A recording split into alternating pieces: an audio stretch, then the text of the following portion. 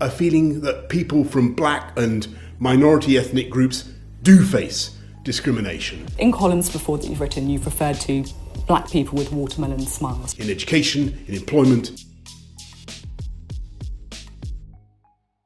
And we who lead and who govern simply can't ignore those feelings. Describing women wearing bugs as bank robbers and letterboxes. I stand by what I wrote. Yes, I'm proud to lead the most ethnically diverse government in the history of this country. How many black people are in the current cabinet? I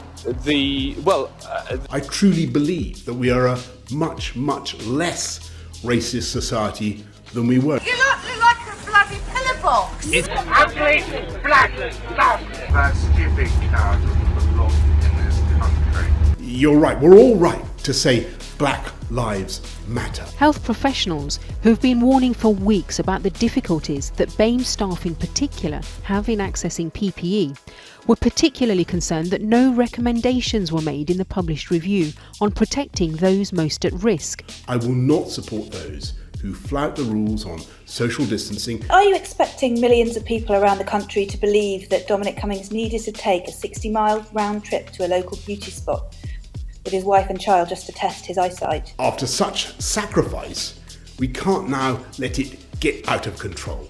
We want to start getting our children back into the classroom. We celebrate the arrival of the Empire Windrush in 1948.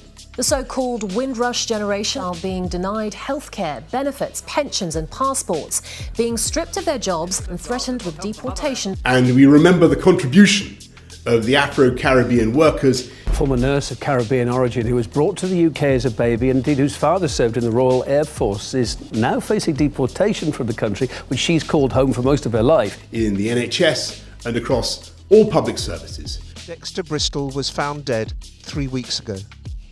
He was 58 and had lived in the UK virtually all his life. He was one of thousands of Windrush children. His last year was spent having to try to prove he was British. So let's work peacefully, lawfully, to defeat racism and discrimination wherever we find it.